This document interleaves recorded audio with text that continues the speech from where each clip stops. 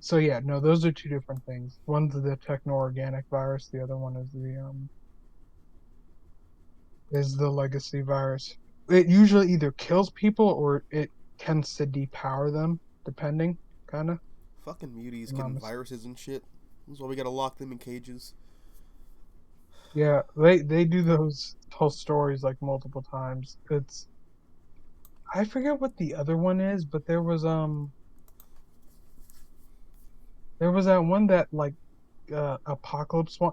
They do virus shit with the X-Men a lot, actually, if we're gonna be honest. I think the legacy They do a virus was lot of used as like an allegory for like AIDS. Uh, it could have been. I've It I've heard that almost a felt like lot. that. Well, that was the thing. They do Marvel and DC kept doing age shit even when it wasn't like I think maybe they were trying to overcompensate because they kept doing age shit even when they didn't necessarily need to. And like they didn't always do it great. And I don't know. What do you Maybe they mean? were trying. They were Are you saying that sometimes comic book writers and editors and artists can be a little heavy-handed in the wrong direction? very much so, yeah. It was weird. I mean, I don't mind them giving Mia AIDS or HIV. I didn't mind that. It's kind of odd. That was very Like, shocking. yeah, well, That was like a shock value thing. I mean, And I she's like a Guardian street. Devil, but like, come on.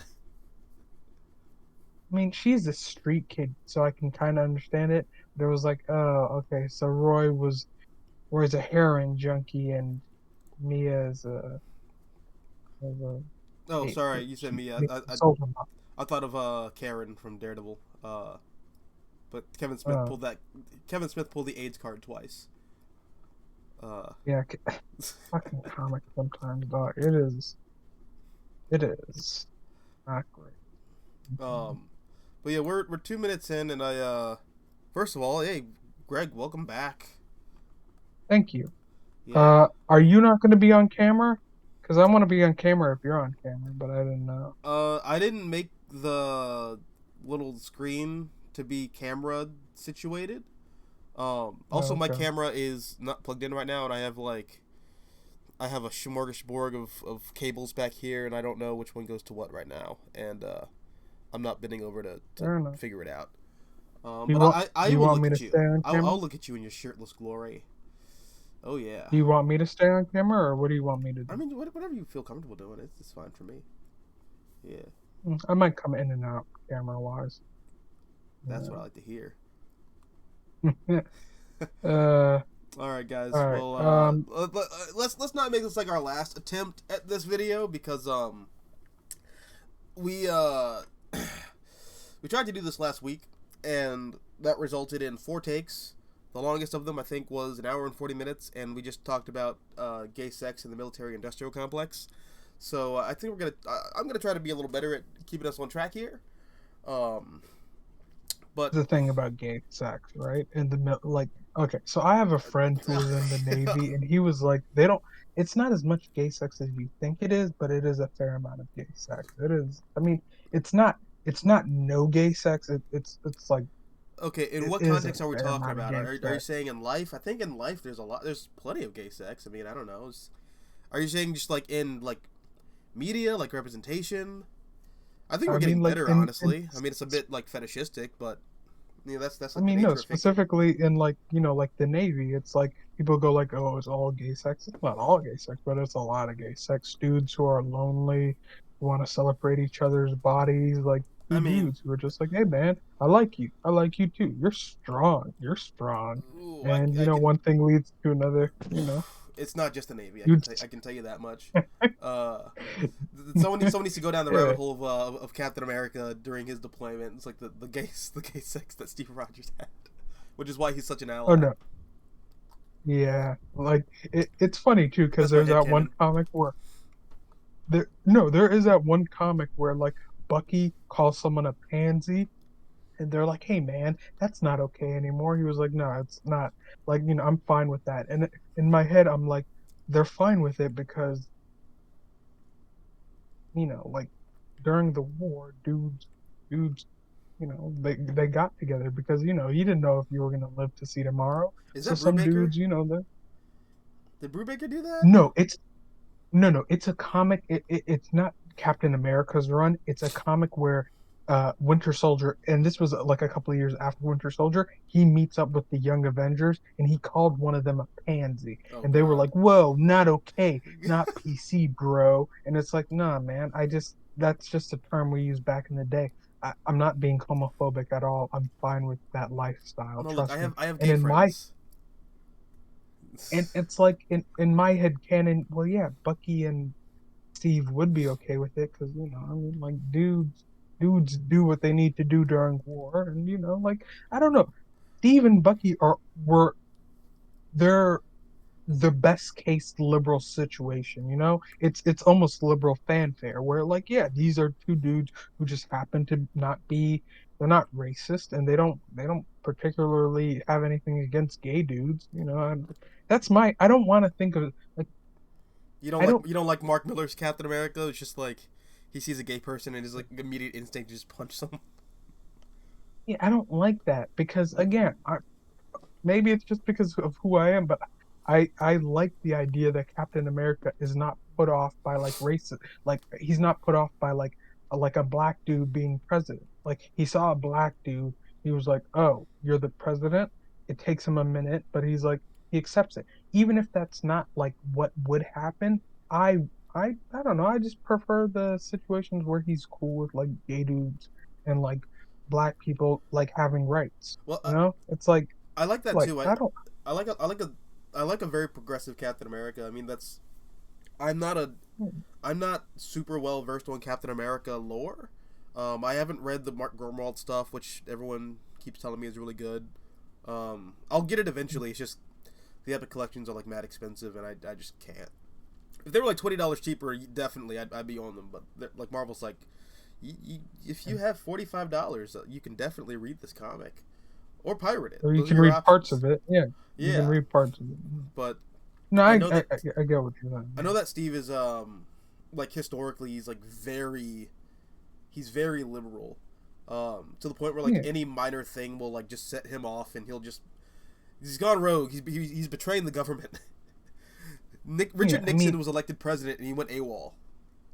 Like, come on, well, that's yeah. I mean, yeah, and I think Greenwald is also the Ronald Reagan turning into a snake. That might have been a couple of years later, or but to be fair, he also does the thing where Clinton essentially strips Captain America of his rank. So that's the well, people opposite liked way of Clinton it. back then. They weren't thinking about it yet. Yeah. Uh, Mm. I but still like Clinton. I try not to think about the things that I don't want to think about, like with his legacy, and then I try not to think. yeah, I mean I don't want to I mean think it about it. gets into like I don't know a lot of the problems with America just like fundamentally can't be solved by a president. I don't think.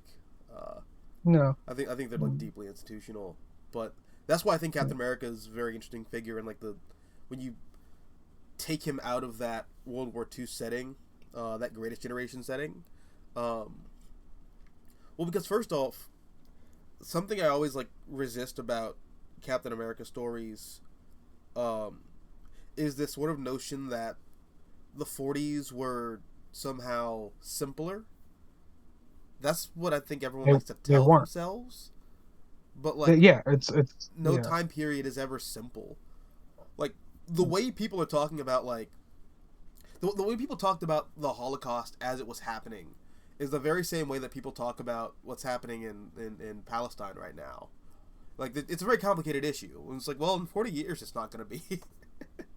uh, like, like everyone likes to look back at the world with like the benefit of hindsight, and it's like, well, I don't know. Like you can't really project that onto Captain America. Like I'm sure he would look at uh, events going on at the time in the war and be like, well, this is dicey, but I have to get involved. Everyone else is Yeah, getting involved. That's like his whole thing.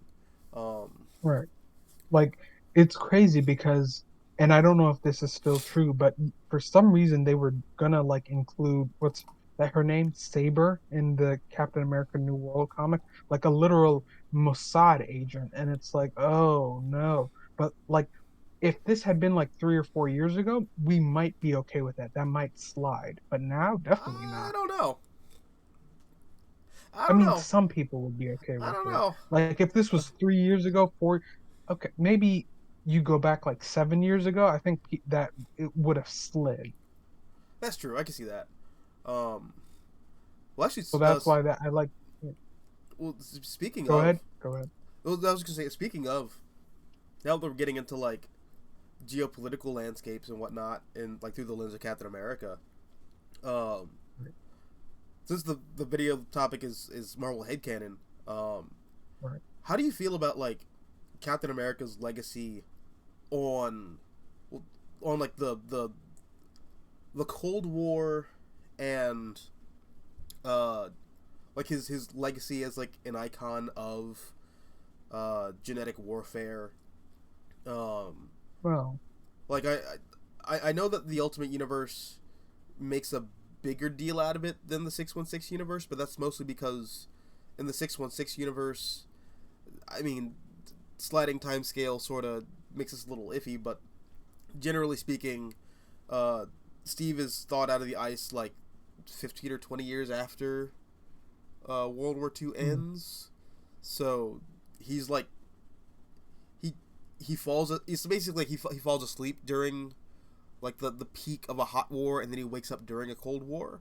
Whereas in like a lot of modern iterations, we're sort of in like a post-war or post-Cold War sort of situation where Steve wakes up and Russia's like a very fundamentally different place. Like he doesn't recognize the USSR as like the Russia that he remembers and fought with.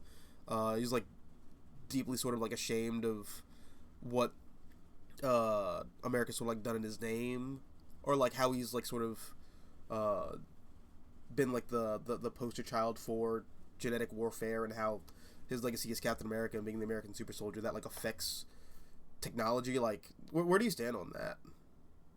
well, I think in a lot of ways there are like two Captain Americas. There's the version of Captain America who gets thought out before Watergate, and that version is a lot more hopeful, and he's so hopeful that when Watergate happens, it's even in a comic. He goes like, I was fighting for my country, and like the president was fighting for himself.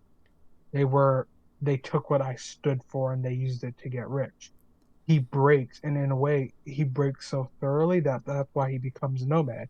There's the other one who wakes up after everything, and because he doesn't live through it, he almost looks at it through like, that's crazy. It's like rose tinted glasses. Like, you mean all these years went by, Russia's broke apart, came back together. They were our enemies and sort of our allies, and they're our enemies again.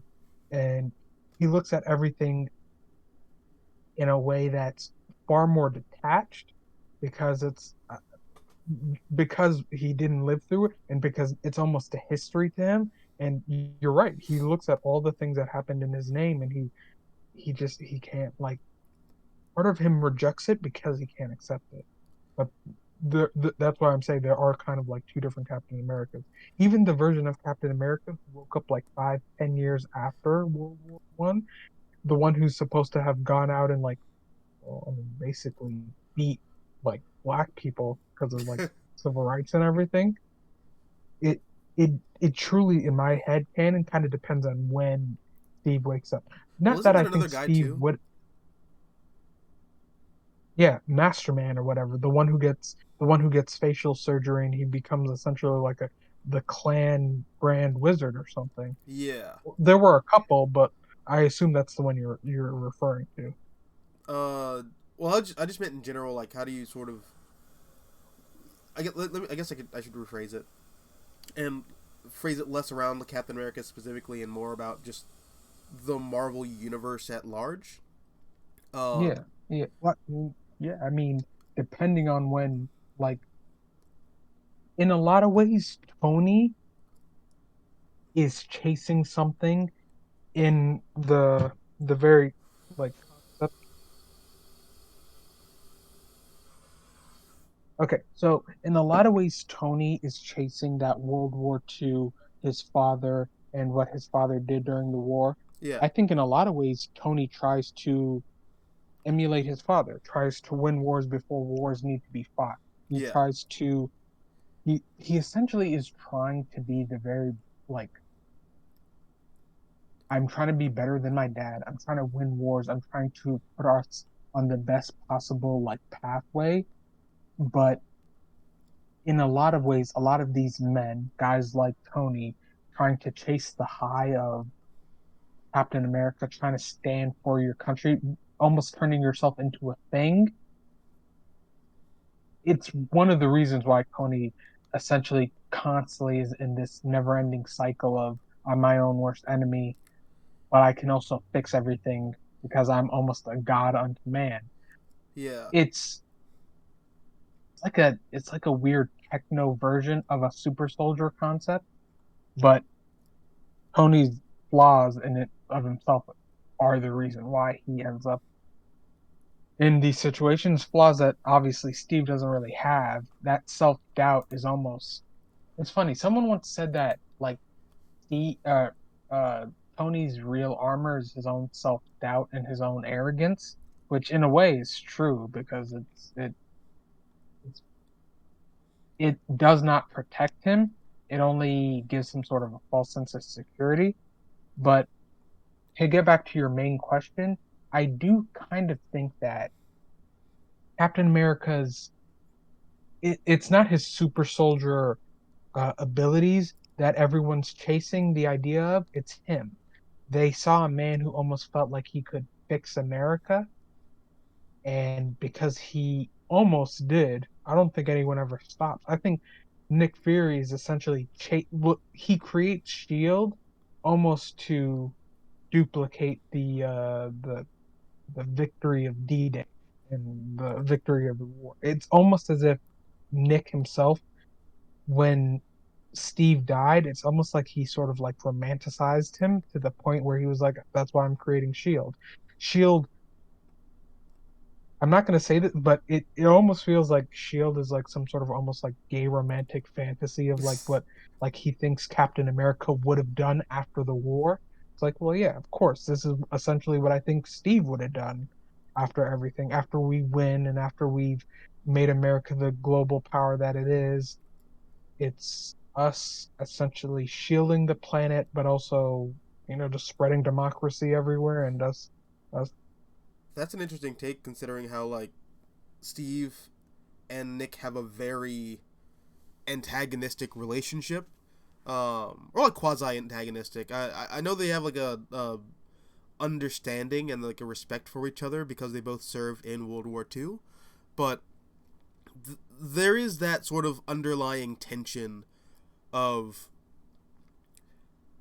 they're fighting the same war, but they're doing it with very different like philosophies. Steve is very much, I don't know. Movie Captain America is essentially like Superman without like all of the super cosmic powers. Um, and I like MCU Captain America, but like comic book Captain America, um, as far as what I've read and as far as my headcanon goes, is that Steve is a pragmatic person, but to a point. He's not so pragmatic to the point where he's like Nick Fury, where he can justify like waterboarding someone's child in front of them to like force them to surrender like government secrets or whatever, like or like something like that. Like Steve isn't willing to compromise his morality in a way that Nick Fury is. Um, right. But I think in a way that's because and I think it was Brew Baker the way he wrote it, but it was Steve didn't have to compromise his morality because others did it for him or in the name of America. Like what Steve didn't like to admit, and this is also a Superman thing, is Superman knows when to turn on his superheroing and when to turn it off. With respect, Clark and Steve both turned their backs to the darkness because, well, morality.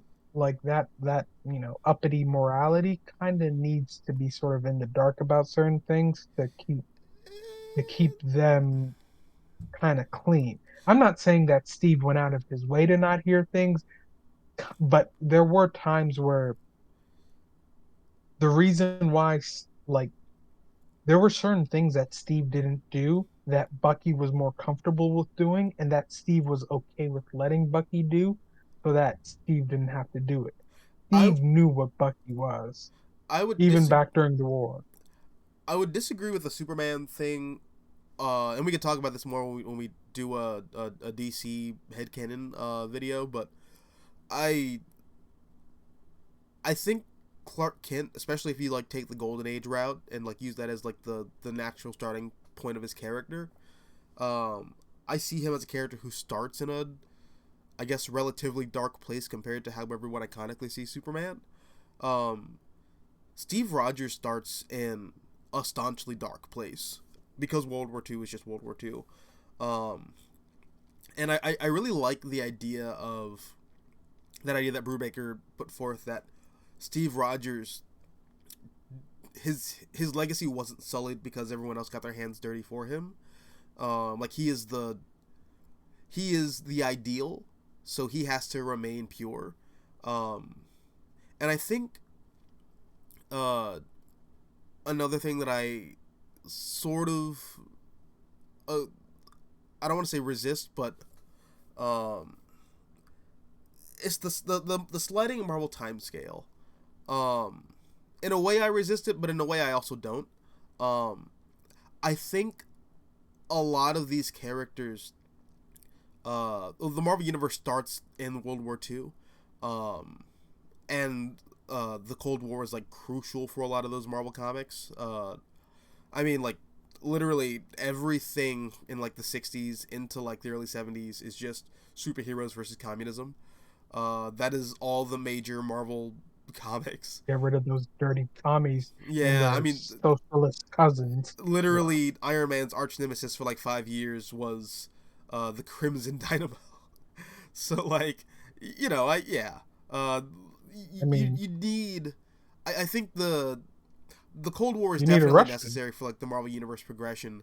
Um, so for me, as far as I'm concerned, everything does sort of like start in the the 40s into the 50s, or I guess the 50s is like sort of a low point, like nothing really happens. But uh, I No, do. I mean Captain America beats up black people, Well, which that's the fake I Captain mean, America. he was Yeah, given order. It was orders. yeah, and he didn't have the super soldier formula. He was just crazy. Uh, Real lunatic. but I do like to utilize Franklin Richards for this. There's I don't know if it's Mark Wade or if it's Mark Miller. There's a retcon that Franklin is perpetually keeping everyone in the Marvel universe their ideal age.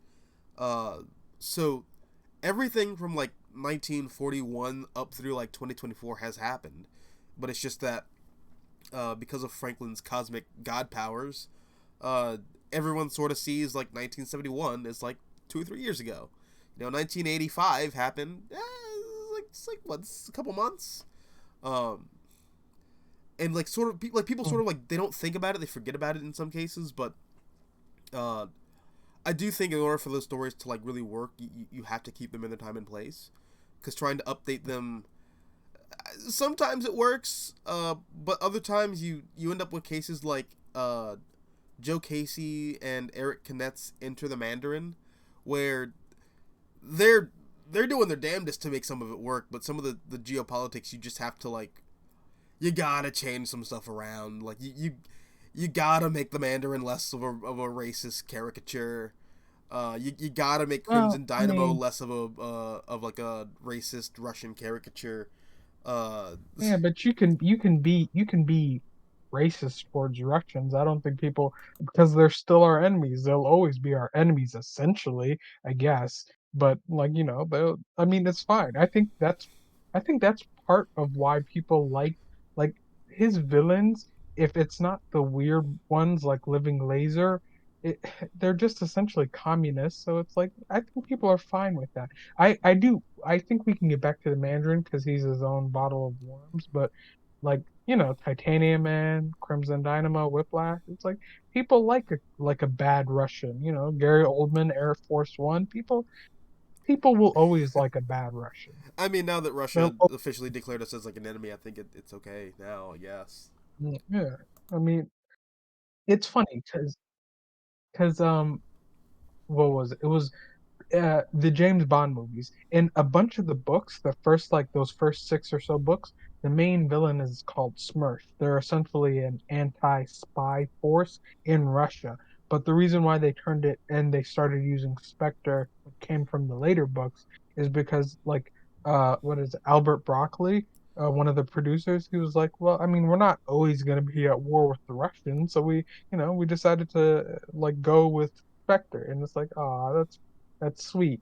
That almost was true, but no. But we'll For always be for at a war with while, the it Russians. was for like a little bit, For a just for a while. little That's bit. why Bond fought other spies or like Colombian drug dealers for a couple of years because yeah, I mean, instead of Russians, you switch over to like billionaires who want to take over the world or like Or I like have to control Colombian every drug news lords network. I have to control the news by being the news.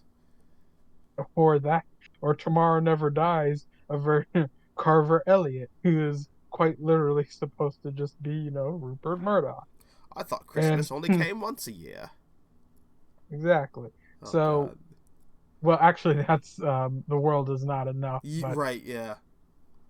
the funny thing was, Albert Broccoli was kind of right. He was like, we're not always going to fight the Russians, so we want these movies to evolve with the time. So obviously, James Bond can't always fight Russians, so he has to fight like, other people. And I do think that was a smart decision. And for the most part, I do understand what you were trying to say. These racist depictions of Russians won't always age well, which they don't. I mean, some of those original versions of the Mandarin don't age well at all. I mean, they're pretty they're gross. That's why they almost try to make him like an alien during the 90s because, that that weird some of that stuff during the like 60s and 70s just would not fly now. Uh, Wait, you, which you guy? kind of Sorry. do have to. Sorry, Hmm? I didn't hear you for a second. Who? No, I mean you are right. Uh, the Russian thing, but also the Chinese thing specifically, they had to change some of the Yeah. Mandarin stuff because it was just some of that 60s stuff and 70s stuff. It wouldn't fly today. It just wouldn't.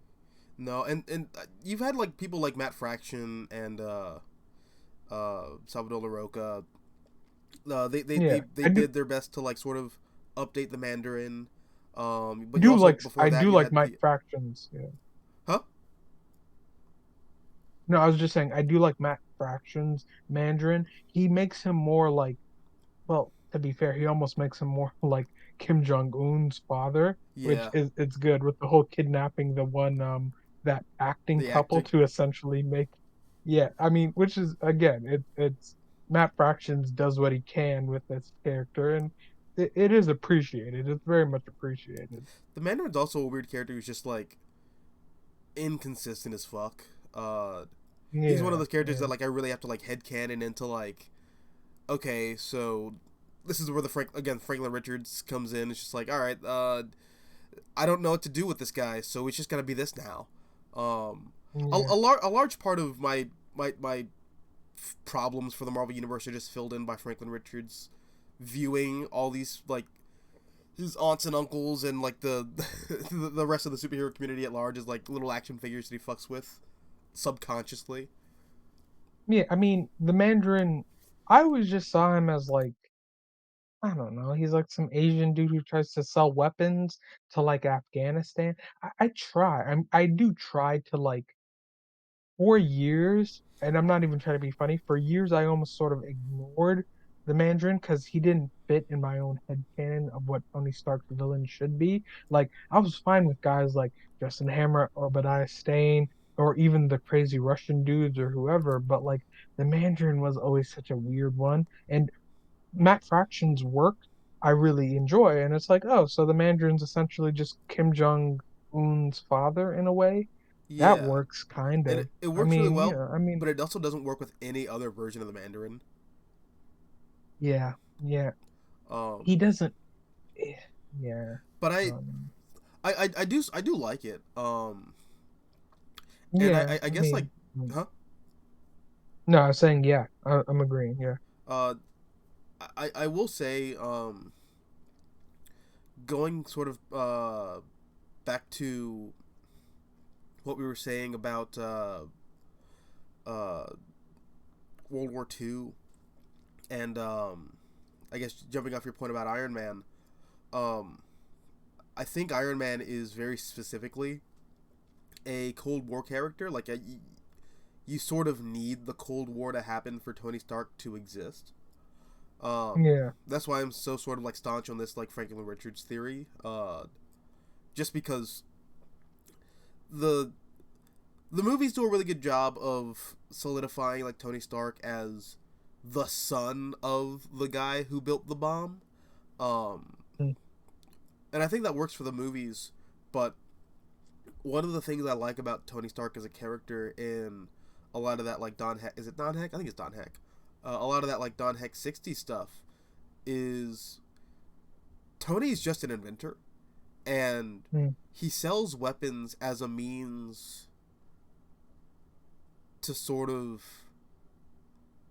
get us to a society where we don't need weapons anymore. And some of that is retconning through Warren Ellis with Extremis, but I really think that World War II is, well, not just World War II, like the Cold War. I mean, I'm talking about them as if they're two separate things when the Cold War is just an extension of World War II, to be honest.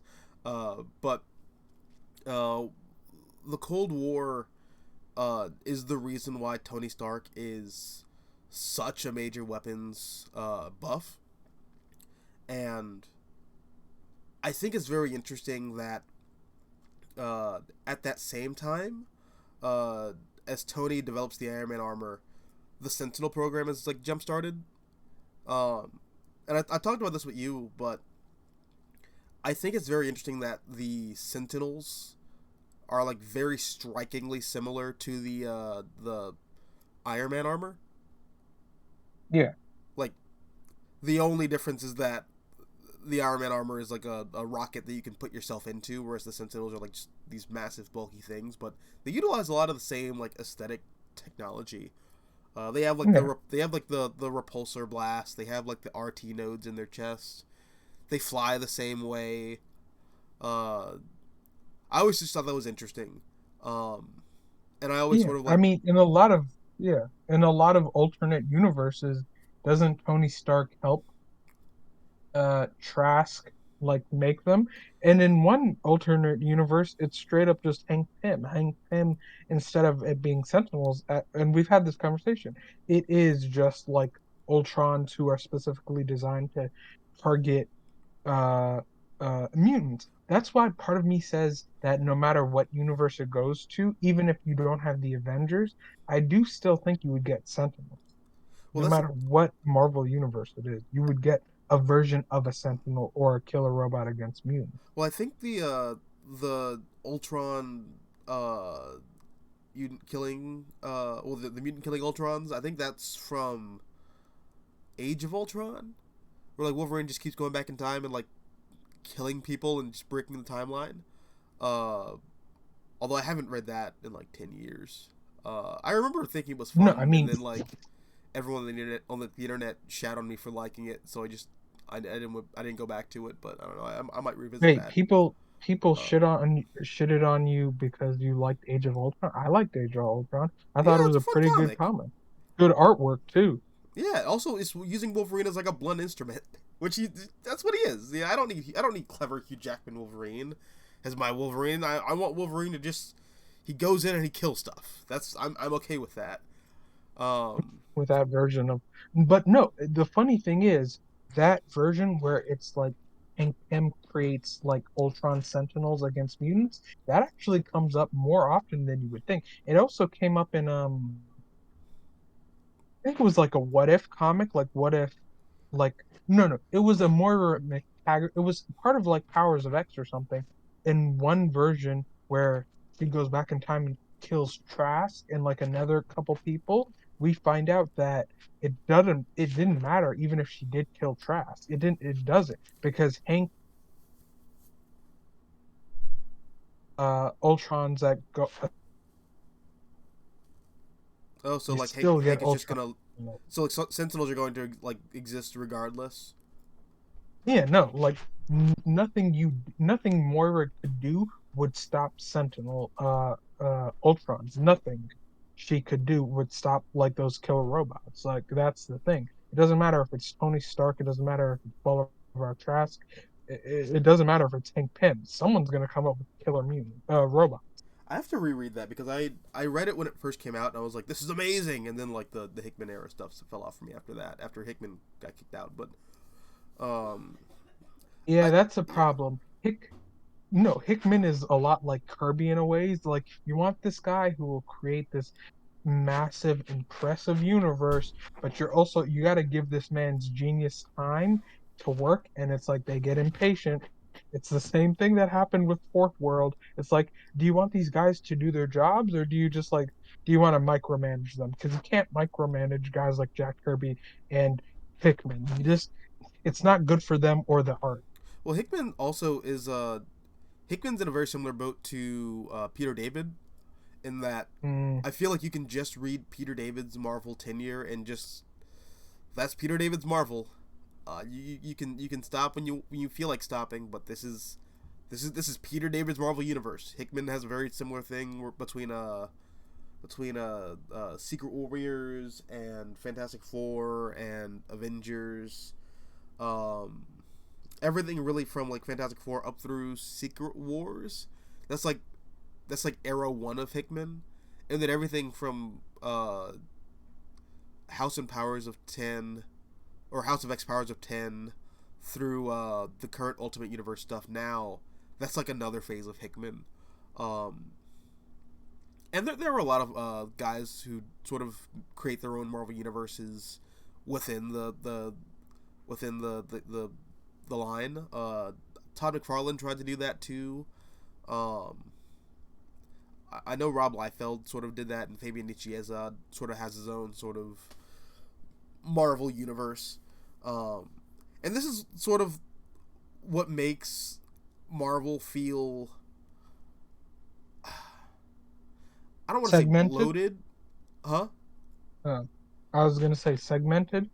Like, because you're right. Like, there Yeah, are I once sat down and decided to read a bunch of like Hickman stuff, and it's like this is its own universe essentially. And I was like, oh, I like that. And same thing with Peter David. It's like I can subside myself on just this, I think, for a while, and it's like these men, they're so good at doing what they do that their work almost, you just hop around from one of their works to another, and it's yeah. Bendis is the same way too.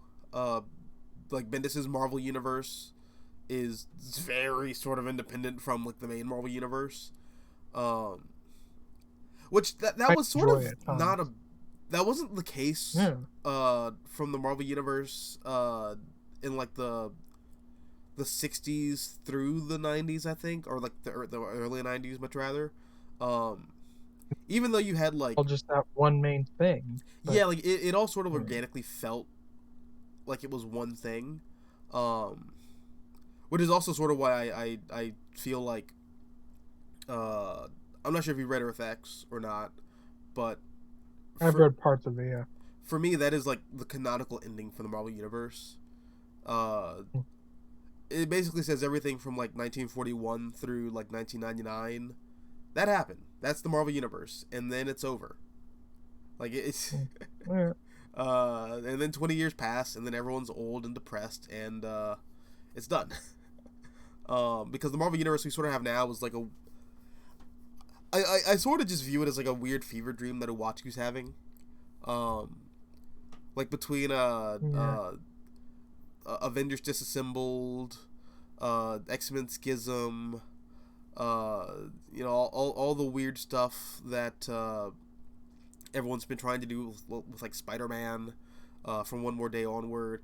It's just that's just a fever dream that's going on. Like it's some of it's fun to read, but you know, Peter Parker's gonna wake up one day and it's like, what happened to my sister? And everyone's like, what sister? What are you talking about, man? There's, I think you're going crazy, Peter. That I never liked with Teresa. There is that one, the first comic where she's introduced family business, which isn't that bad. I actually own it, and it's not that bad. I actually like that version of like Kingpin. He's fun, but it's like for the most part, slot stuff and other stuff like that stuff, it's hit or miss. Some of it's fun, some of it's even kind of weird and entertaining. I like the Spider Tracer murders. I like some of Superior Spider-Man. I like some of what Slot gives me. I do. The only problem is some of it's not that great. I like Mr. Negative. I kind of like Menace. I like American Sun. Some of that stuff is fun. How do you feel about Some of it. the Some of parents it. being Shield agents? Because that's always been like a dicey thing for me. Um, You be, want the honest opinion? well, because it's just it's it is technically a Stan Lee thing. Like Stan Lee does come up with that, and like Spider-Man is like sort of Stan Lee's baby. I know we always talk about like Stan Lee, how much of anything did he actually make or not, but like I don't know. I have a feeling about Spider-Man at least. I feel like Spider-Man is at the very Yeah, least is Spider-Man felt like those first 40 issues or whatever, or not 40, uh, when Ditko leaves, I feel like he really comes into his own from like 28 all the way to like 97 he. I think he goes to or 100. something. I think it does go to 100. Well, no, no, no, because uh,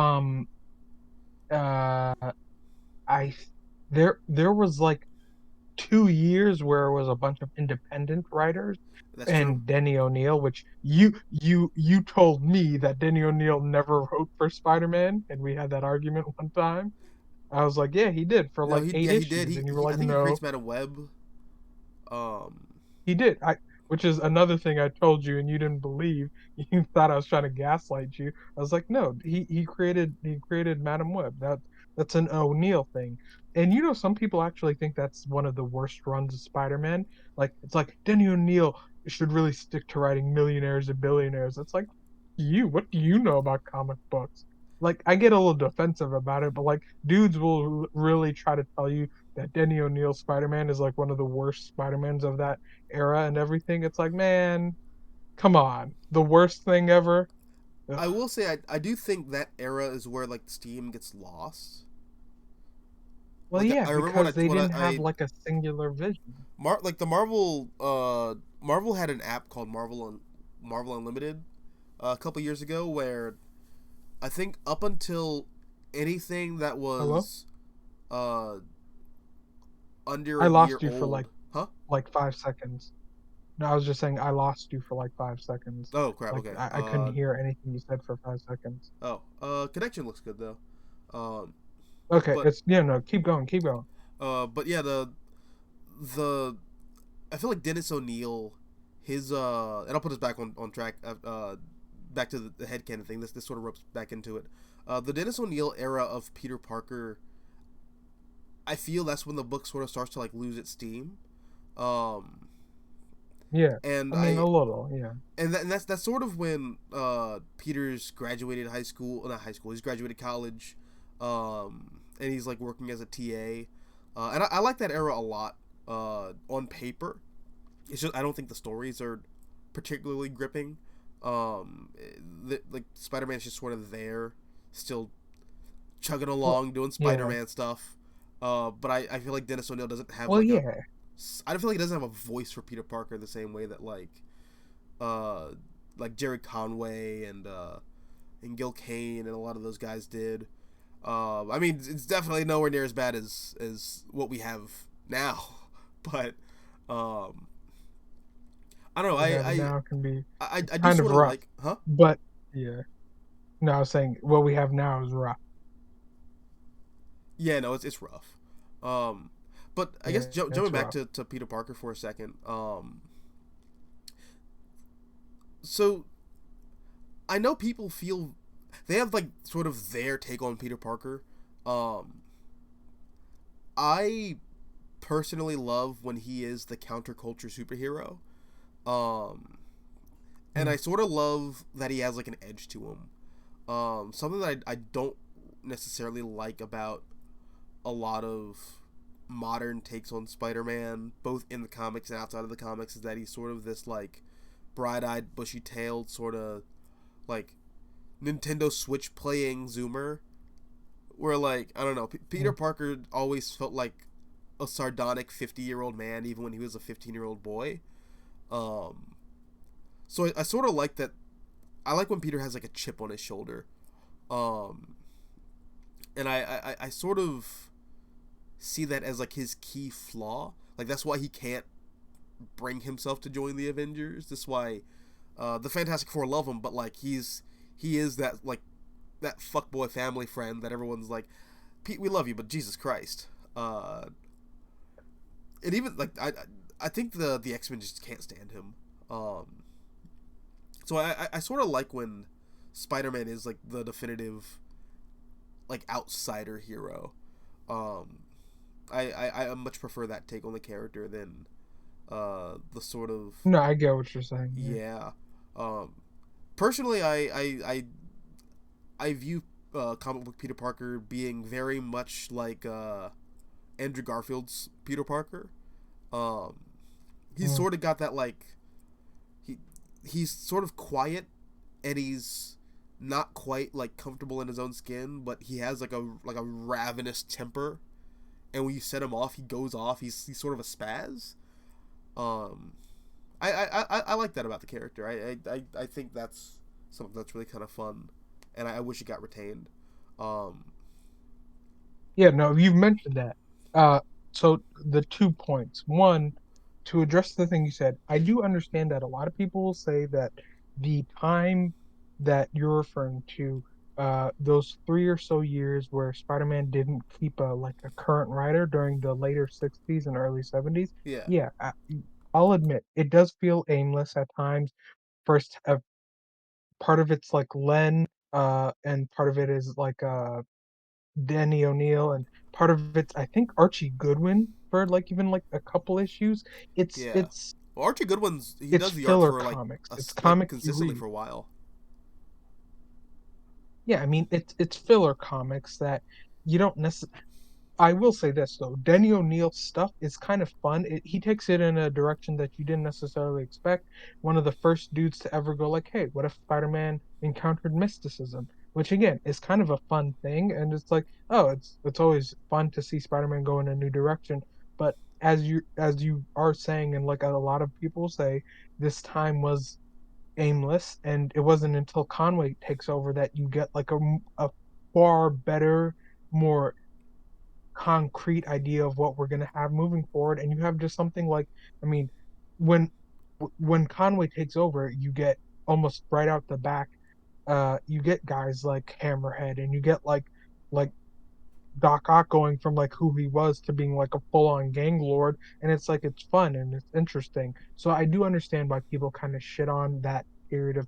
I do get that. I kind of like it a little more than most people, but the second point I was going to say is we've had this conversation, me and you, about the Clark Kentification or the good boyification of Peter Parker. Or Peter Parker can't have any anger because people don't, I guess, want to root for an angry boy. And they tried to turn Pete into this everything's good all the time. My anger only really comes from like the symbiote type of character because I guess people are uncomfortable with like Pete having real emotions, and it's like it not only makes the character more boring, it just makes him far like it just makes him like any other like male protagonist in any other piece of media. Like I love Spider-Man the animated series, but besides the time Pete gets like he gets to lose his temper a little bit, he's almost always constantly happy as rain. Like I have nothing to complain about. Like I'm not like a real person. And I don't know, man. It just when you compare that to the comics, especially those older comics, Peter used to have more of a personality. He used to be more of a character. I feel like Yeah, Peter's I definitely don't one know. of They're not those. doing him any favors. Yeah, Peter is definitely one of those. But what about me? Kind of people. Like you'll see something on the news about a mutant child was lynched today, and this is why there's a mutant crisis. And then Peter's like, yeah, well that's sad, but what about me? I got problems too. Like Peter's definitely sort of like. I mean, maybe not to that degree. That's a little parodic, but like still, uh, Peter definitely is like the quintessential New Yorker in the sense that, well, I got a tough life too. So what are you complaining about? Like he does have like a Yeah, like sort of an edge to him, and he is like sort of he is he designs his own problems. Like he definitely weaves his own web of catastrophe. And I think sort of taking that edge away from him removes a lot of the responsibility, ironically, from Spider-Man. Um, but I mean, I can it talk about. goes back to something. Huh? No, no. Finish what you were gonna say, please, No, please. I was just gonna No, say I no. could talk Finish about. what you were gonna I was just gonna say I could talk about Spider-Man all day, but um, say. I guess bringing up the mutant lynching joke. You want to talk about Mm, the X-Men? Because I know you're like sure. more of the X-Men guy than I am. I mean, I do very much enjoy X-Men comics, and it is funny that you can track a lot of Marvel like continuity through how X-Men sort of show up because they show up during the 60s, not necessarily as an allegory for race, but they can be used that way. Very much like people like the Fantastic Four themselves actually were supposed to be an allegory for the space race and like in the arms race in a way. And it's like but to track to like the mutants specifically, while they can be used for a racial allegory, they can also be used for various other political allegories. And if you want to track the Marvel universe, you can use the mutants as a nice little barometer for that. Well, the one of the problems with the X-Men is that, and I was talking about this with a friend Jack Genocide uh, actually like 2 nights ago. One of the problems with the X-Men is that I think the allegory is taken at too much of a face value. Uh, like the allegory really falls apart when you look at it literally, because on its Mm, face, a bunch of people with like who are literally walking weapons of mass destruction, people of mass destruction, just going about their daily lives. They get their like world-ending powers at puberty. Like, come on, like maybe building giant robots to round up and identify them isn't like the worst thing, especially when yeah, you know. I think like Cyclops' like first time using his powers is like he accidentally blows up a school. Uh, yeah.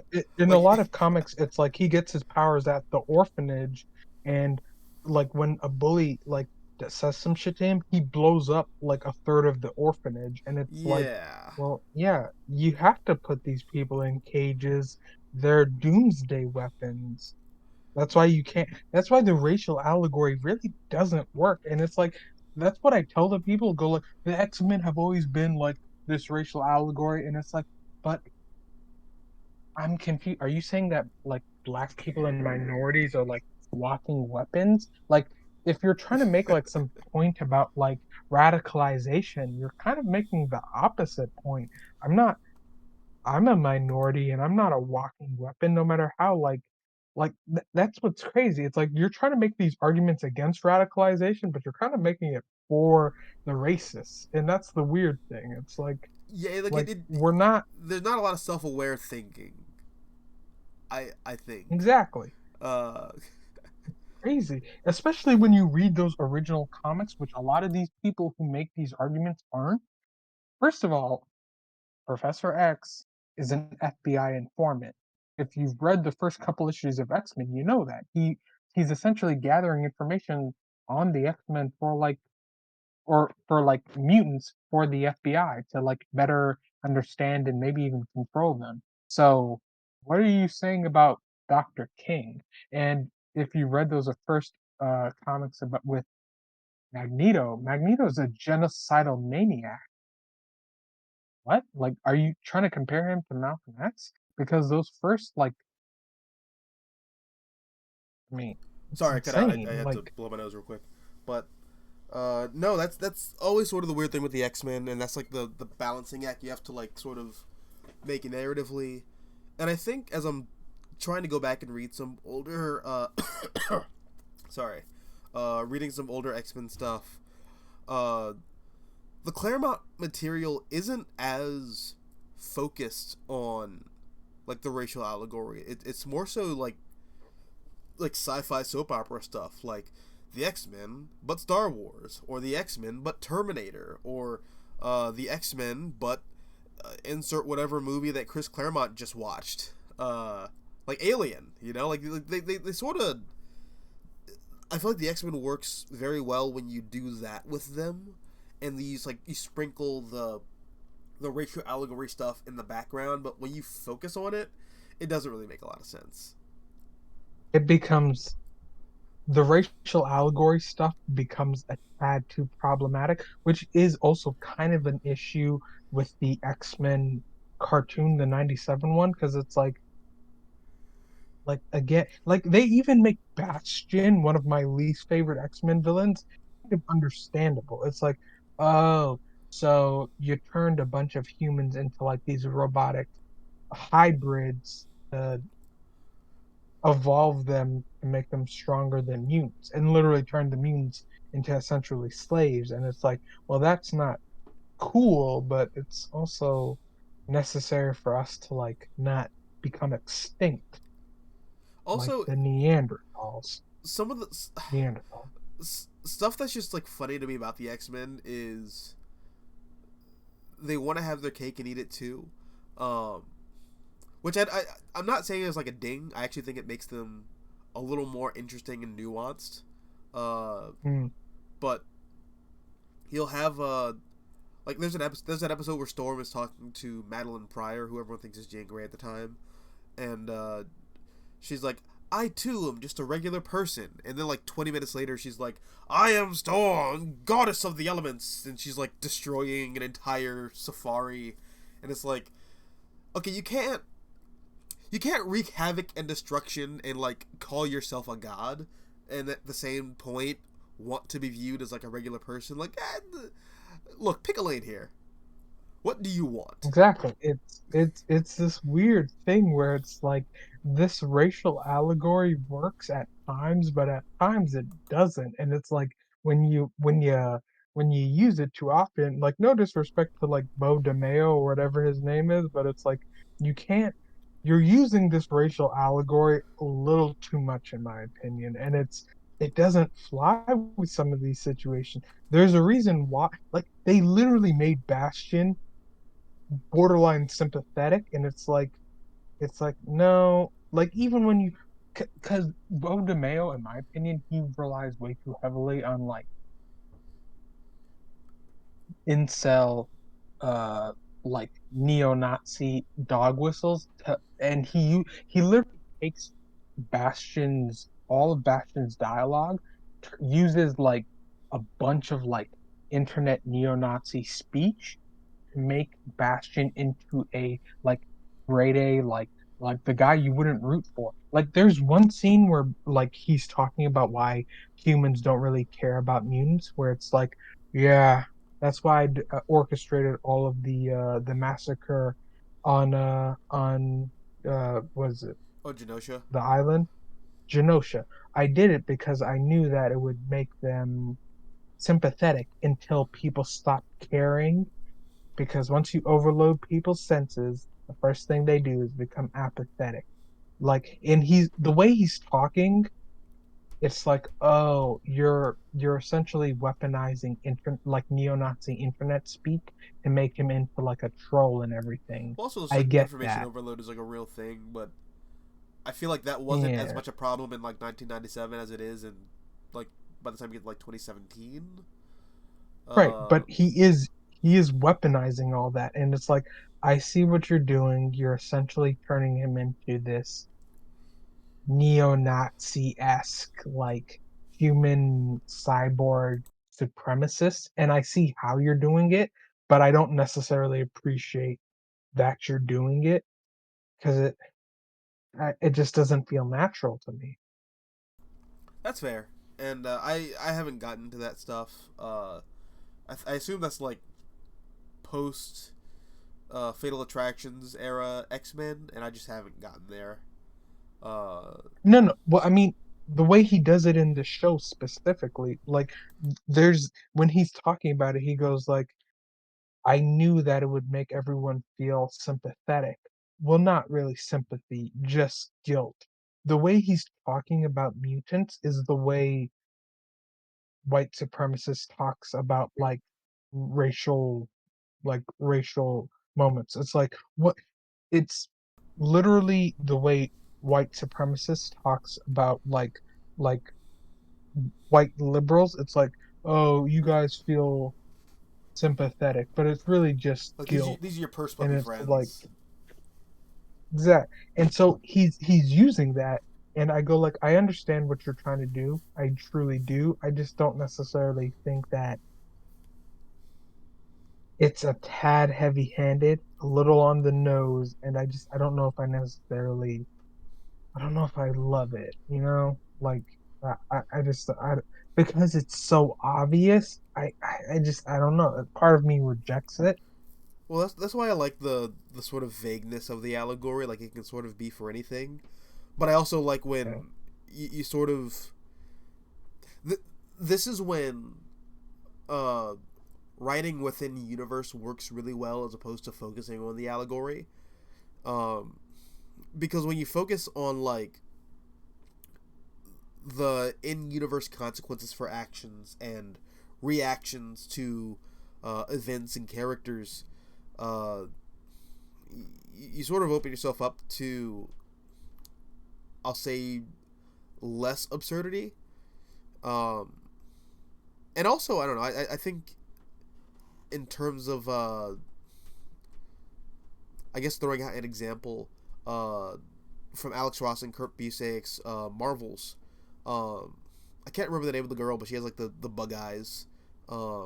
And they play a not Helen Keller. They play like an Anne Frank sort of allegory with her, where his daughters are like hiding this mutant girl. Um, like it's I recognize what you're like. I recognize what you're doing, but like you're not beating me over the head with it to the point where I'm like questioning. Well, I don't know. It's not exactly like Anne Frank. I Uh, mean, I get parts of it. And I mean, I mean, I like even when Roberto's mother ends up turning him over to the police, like I understand what they're trying to go for in a way, but it's like I genuinely say this to people. I even say this to other like X-Men fans who like think that this is like earth-shattering stuff.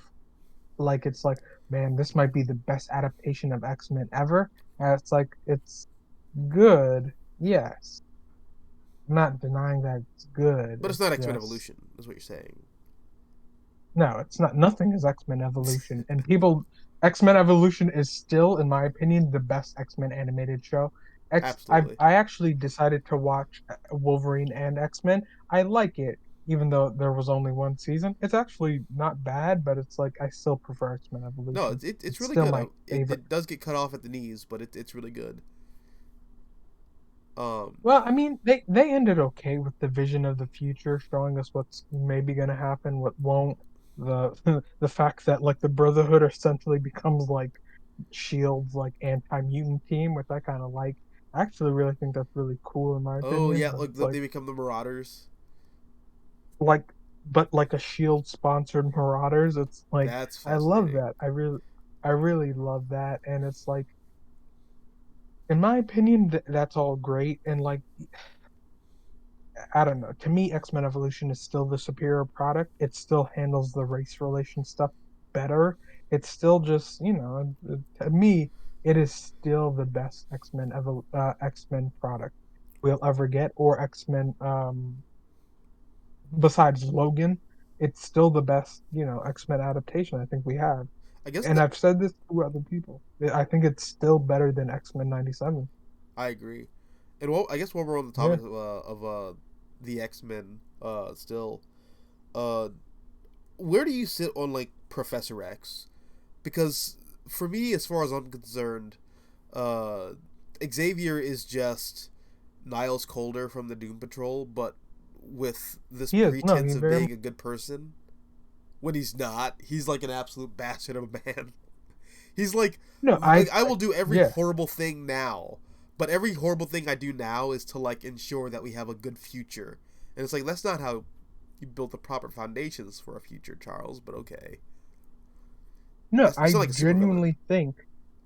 I genuinely think that they like when they were creating Niles Calder specifically for the show and other versions, but specifically for the show, they were using stuff from comics, but it felt like their Niles Calder was essentially just like it was essentially just Charles Xavier. It was like, yeah, I'm doing bad, but it's for a reason. It's kind of a selfish reason, but I'm doing it Well, that's sort of what Grant Morrison does with their take like, on Niles Calder yeah. and also I mean, Rachel Charles Pollock. is essentially Uh, but I do sort of like evil Xavier, and apparently the comics have just sort of made Xavier straight up evil now. I haven't read that material by Kieran Gillen, but that's the direction the comics are going good right now. But I do like the sort of morally dubious Xavier, because yeah, I do like my Marvel heroes uh, to be a little on like the morally ambiguous side. Like yeah, with the exception of maybe Captain America, who even then I sort of like when Captain America's kind of a dick. Steve Rogers specifically. Um, mm, but I sort of like what a lot of the Marvel heroes are not really that far off from being supervillains. Um, like they're sort of just like one wrong turn away from being on like the FBI's most wanted list. If they aren't already. mm, yeah. Like No, I mean you're not. Yeah, I bring this up in a video we're working on right now, which people have been asking for years, which it is coming. But uh, something that I bring up it's is that coming, people. it's coming. I It's promise, coming. it's coming. Keep your underwear and panties on. It's coming. It's gonna stain, but But it's if coming. you do want to, But but I mean, if you guys do want to take off your underwear, I mean, you asked for it regardless, so it's coming. It's coming down the pipeline. But something I really sort of like about the Marvel universe. Oh no, I think I lost. I think I lost you. Did I lose you? I did lose you. All right, give me 1 second. Hey, sorry, I lost you for a second, but it's okay. We're good. okay. But Jack, where should they send their dirty underwear to? me. Just address it to me. I'll know who you are. But one of the things I sort of fuck. What was I even talking about? Oh right. I One of the things I like in relation to the DC universe is DC heroes are morally altruistic, whereas Marvel heroes are like bent. Um, Mm. I like that edge to them. I think that's really sort of interesting. Um, and we sort of just don't get that anymore with Marvel. Primarily because the MCU is the best adaptation of DC Comics we'll ever get. Um, Mm. which is it's fine. But you know, um, I like when a lot of the Marvel heroes are just sort of fucked up monsters in a way. I mean, Um, I like when they straddle that edge. Like, I don't necessarily want like I'm fine with Danny Rand and like Luke Cage taking money to solve crimes. I'm fine with that. Like genuinely. I like that. It was funny. It was kind of cool and cute. I like that. I was fine with it. it's like I the was meme of fine with like like, when your credit card yeah. declines after the superhero saves you, they just throw you back into the fire. I mean, yeah, I was fine with it, but it's like they don't do that anymore. Not really. I mean, how nowadays I think they basically take every case for free, essentially. And it's like, but you guys are running a business. How does this work? How to just Yeah, you like just don't think about it. does Tony Stark just have to sign you guys a check every month? Which means you guys basically just work for some like rich billionaire type, which wasn't the point of this in the first place. And even then, And it's like, Danny is a billionaire. yeah, yeah, but it's like that's what gets me. Like, I would prefer them fighting crimes for I like the Heroes for Hire thing. Genuine, I like them getting paid for that. It was this fun, cool thing that I really like. Yeah, I mean that's also just a thing that we have to like contest with. There is an original Marvel universe, and then there is like the post 2000s Marvel universe, and then even after that there is the post MCU like brand synergy Marvel universe. But Right. uh, I guess getting back to like headcanon, um, I know we talk a lot about Earth X, um, or at least I talk about it with you. I know you said you haven't read all of it, but um, one of the big foundational alterations that Jim Krueger makes to the Marvel universe that I think is really cool. And holy fuck, I sound like an absolute like I sound like the comic book guy from The Simpsons right now. My nose is so stopped up, but I'll fuck it. I got to take it in stride. Um, but one of the foundational changes that Jim Krueger makes to the Marvel universe in that is sort of making all of the cosmic stuff one thing, even when it originally was they were all sort of like separate. He like unites them in a weird way, in a very like 2001: A Space Odyssey kind of way. Um, but uh, okay, fuck this. Is, okay, so in Earth X, uh, the entire Marvel cosmology revolves around Galactus and the Sentinels. And the Sentinels procreate by impregnating planets, and then those planets grow into like celestials, and they emerge and they hatch and they destroy the planet. And Galactus is sort of like this. Uh, what's it called? He sort of keeps the population in check by eating these celestial eggs. Um, and one of the cool things that Kruger does is say that every planet that has a celestial egg inside of it, they all reach this sort of like collective uh, genetic metamorphosis, and mutations arise and people get powers as a means to protect that celestial egg in its late incubation period. Um, and there are some cases where, for whatever reason, either the celestial doesn't hatch, or uh, the species has like another mutation, like a sort of hive mind collective mutation after that initial mutation, where they sort of become this like amorphous blob, and they become like these cosmic spores that like spurt out through the galaxy, and when they land on a planet, they essentially become that that planet's gods. Like religion is started because these spores take on the form of whatever that host planet's inhabitants perceives as something higher than them. Uh, so as far as I'm concerned, uh, that's that is the Marvel cosmology. That's how you end up with like the Asgardians. That's how you end up with the Greek mythology. That's how you end up with religion in the Marvel universe. It's just these. It's space spunk. I always thought that was a really cool idea.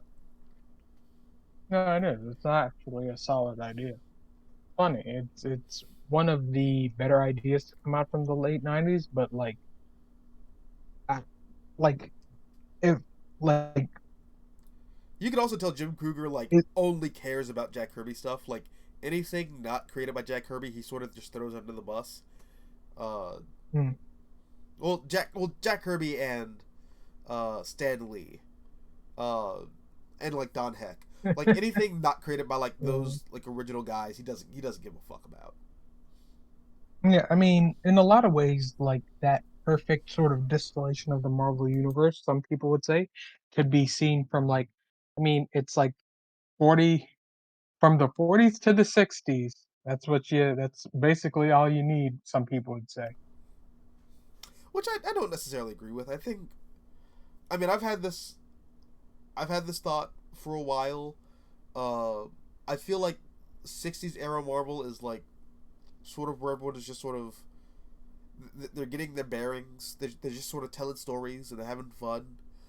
'70s era Marvel is where I feel like the plot is starting to get a little lost, especially as Marvel's getting a little bigger. Um, there's more like corporate oversight. Things are becoming like less raw, and we're sort of getting into that era where like things are a little safe. Uh, Yeah. Hey, but then you get to can the I ask '80s you? under under Jim Shooter, and Jim Shooter sort of treats the Marvel universe like a D&D campaign, and I think that's a really cool idea. Um, Yeah. like he Uh, properly do establishes you like need street like level a heroes and couple like minutes? mystical heroes and cosmic heroes and international heroes. Like he sort of gives everything like rules, and I feel like he doesn't get enough credit for that. No, he doesn't. Can we take like 2 or 3 minutes, like just for ourselves? Like I have to use the bathroom, kind of. Yeah, no, go for it. All right, we're back. Okay. But uh, fuck, bleed the lizard. That No, I always, mean, I think what you were saying was yeah, right. Absolutely. The 70s were a weird decade. I mean, it introduces a lot of interesting concepts, I would say, but it does sort of lose focus. I kind of blame that on the fact that Kirby and a bunch of other the old timers left, and it sort of just it kind of lost track. The it did 80s though, and I people don't like to talk about this, but Jim Shooter did. I mean, it was like, okay, let's finally do this like a business. Let's really get shit back on track. Because Shooter said that the biggest problem Marvel had at the time was that writers were just not turning in work when they were supposed to turn in work. And I mean, at the end of the day, a business needs to be run like a business. And it's like if like Shooter got dudes, Shooter he took the whole process of how they were writing stories. He supposedly revolutionized the way they were writing, and that he got them all to like finally work in unison and in uniform. A- And supposedly that's the reason why during the 80s they started doing better. It like people don't like to admit it, but what Shooter did was get Marvel to work again, and it you could see it both in sales and just in the way that like I think a lot of the stories just work together. None absolutely of no, that would be possible without Shooter. None of it. Like yeah, he literally made the whole thing work. absolutely, and it's ironic that he also wound up driving away all of the talent into DC. Um, but Yeah, I mean, I guess bringing us back to the like I guess our respective headcanons. One of the things I think is really cool about what Jim Shooter did was that he properly established like a rule book for the Marvel universe. Um, because before then, like you would have characters like Spider Man fights Doctor Doom, and like Iron Man is going to go on like a cosmic adventure and like fight like universe destroying aliens, and Jim Shooter sort of like steps in and is like, actually no, Iron Man is just going to be James Bond. Like we're gonna double down on that. Like we're those old '60s stuff. We're just gonna keep doing more of that. We're gonna lean more into that. Spider Man is going to like fight Miami Vice crimes. Uh, like the Avengers are like the reality TV show, sort of like the uppity sort of yuppie heroes. Um, I think uh, looking at the Marvel universe in those terms, that definitely comes from Jim Shooter, and I really appreciate that retrospective or not retrospectively, retroactively, because it just wasn't Yeah, I there. mean, yeah, I mean his decisions, which some people would say were arguably kind of gimmicky sometimes, or his just decisions like it might have driven away talent after some time, but for a while it did force the creatives to, put in the work and get the work in on time. And like if your biggest issue isn't the quality, but like when it's just like, hey, I need the work in when the work needs to be in. Like Shooter made it work. Shooter also made like the whole concept bigger. Like people don't like to people the one thing people do give Shooter credit for is he made the story seem a little grander in scale, and that's how we ended up getting a lot of those like bigger, more sort of action-packed stories that are more memorable from the '80s of Marvel. He's definitely the event guy. Like the way in Yeah, which because he Marvel, knew that brought in money. yeah, well, not just Marvel, the way in which like everyone does events now, that starts with Jim Shooter for better or worse. Yeah, I mean, a lot of times now, worse, more worse. Like, what was it? Red Hood says feels like there's a new one of these. He made some like Red Hood made like one thing. The comment something like it seems like we got one of these crises every year now or every couple of months, and it's like, Yeah, well, yeah, because that's because because during the '80s, Marvel and DC thought that the only way to really sell comics was to have some big silly crisis or some big the, secret war, it's not just an '80s and thing. they That you still see that. Uh, yep. The but biggest stain in comics might be that. And Joe Quesada is essentially like the brainchild of like Jim Shooter in a way. It's like, yeah, people want crisis. yeah, People want sieges and dark reigns. And they want this basically every couple of months. And it's like, come it's like on, I man. guess. Like I think like I genuinely think Joe Quesada might be like he might be like Jim Shooter's love child and like Jim Shooter doesn't know it because it's like you guys think very similarly. I also think I don't know that might make like Jim Shooter like a 12-year-old dad because Joe Quesada is a little older than I think you think he Mm. is.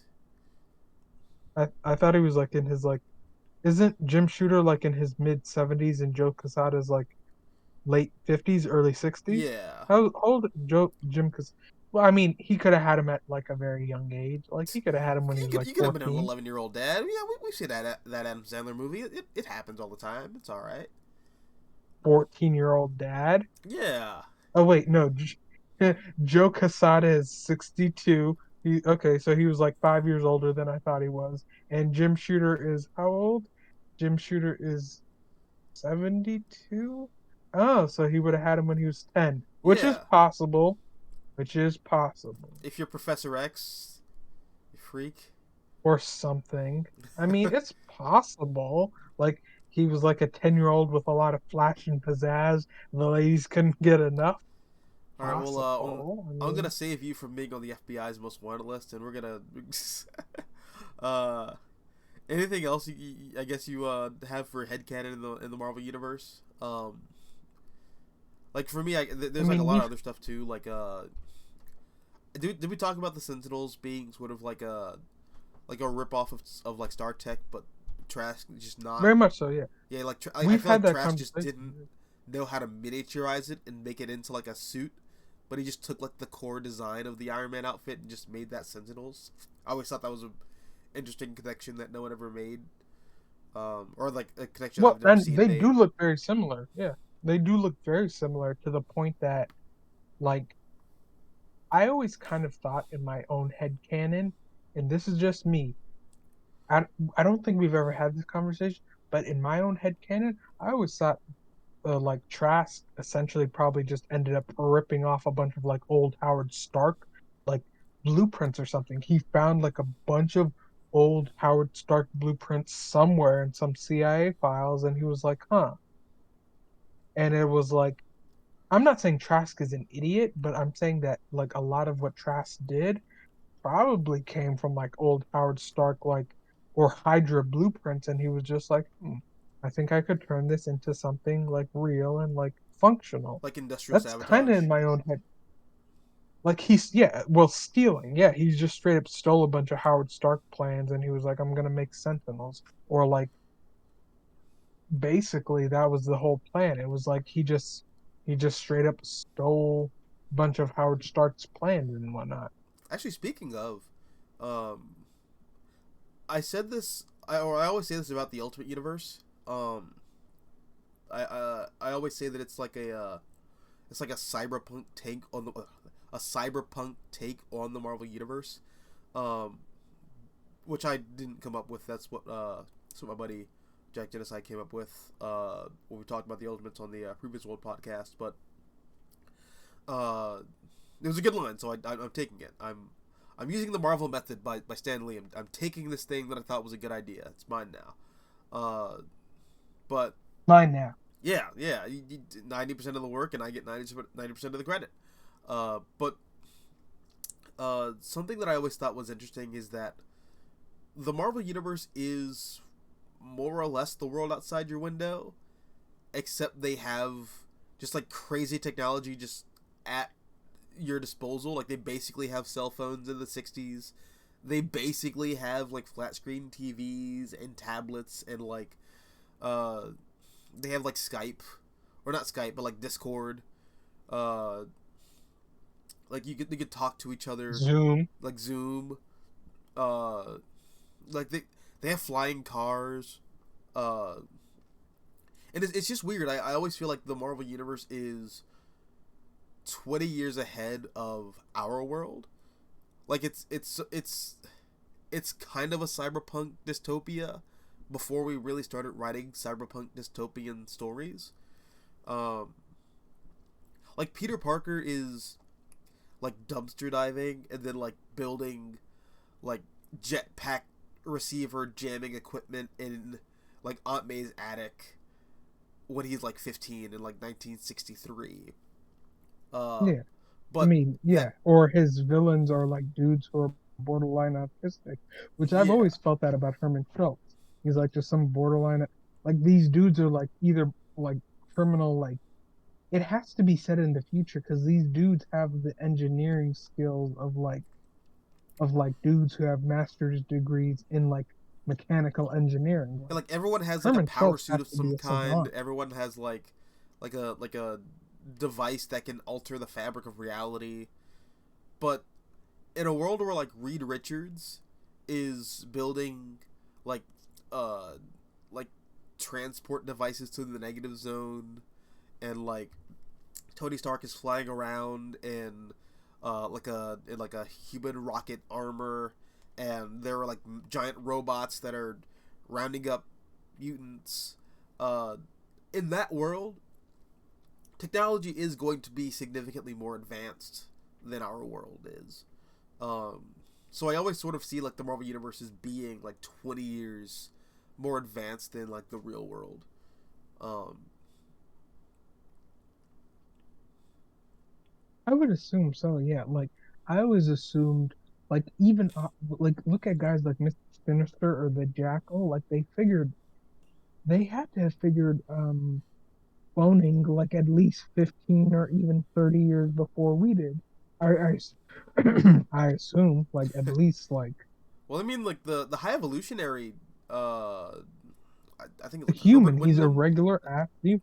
Yeah, he's like from Herbert like the Wyndham. He's a 1920s or regular whatever, ass right? human. I think so, yeah. Yeah, and like He's Sinister just is a like a dude regular from the dude. 1800s. Yeah, he was a contemporary of Charles Darwin, and like even Darwin thought he was kind of like strange, but like these men had to like they essentially changed the course of human history, whether it was sinister or high evolutionary, because it's like their world and our world. It would also be. It's I'm not sure if anyone's also made this connection too, but I sort of like the idea that Robert Eshkin, I think his name is, the guy who created the super soldier formula, um, Abraham Erskine. Abraham Hershkin, yeah. Um, I think it would be sort of interesting if part of his research is based on Sinister's research. Or Herbert Wyndham's. Yeah, I've always thought that. I always figured that these guys were probably either like what was it? That Herbert Wyndham or that Herbert Wyndham or the Jackal was like one of Sinister's like first mentees or something. It's like, Yeah, oh, Herbert Wyndham. Like in my head canon though, I try to go back a little further. I go like Herbert Wyndham was like I, even if out of order, I say Herbert Wyndham, then like yeah, Mr. Sinister, and then like maybe the Jackal, and like Mr. Sinister even says like, oh yeah, the Professor Miles Warren, he was one of my like most dedicated students. And it's like, okay, that's because in my head that's how that works. This is what I tell people. I always say that that's how that follows. yeah, there's definitely some connection there because that happens in the real world a lot too. Like, how much of our medical advancements are off of the back of horrible eugenics experiments carried out by like the Nazis, which even then during the Nuremberg trials, a lot of Nazi scientists were citing that they were just using research from American doctors or even just recruiting American doctors who weren't allowed to operate on American soil anymore. Like, that happens a lot. I don't know. I think it would Yeah, be interesting to like sort of play that card. yeah, very much so. The Nazis came up with a lot of their own like genetic and like just fucked up theories about race from like the South, and it's like it builds on itself. So it's like we taught them. Then after World War II, they decided to come to work for us again because of Project Paperclip. So it's just this weird, never-ending cycle. Also, speaking of the Nazis and I guess mutation, that sort of takes me back to Captain America. Uh, how much of uh, Steve's mutation do you think is like the super soldier serum, or just the stress that the serum and the Vita rays put together uh, activated like a latent X gene in Captain America? Part of me does think he might be a mutate. I do. I see what you're going with, and part of me was like, oh, it's like a Daredevil or a Spider-Man thing. I was like, I can kind of see him being a mutate, Because that's what Earth X sort of because does. Like it says, like everyone with powers, you're just a mutant, or I guess much rather, you're mutants are like kind of seen as like deviants, and you're anyone who has powers, you're just a deviant. Um, I can see that. Yeah.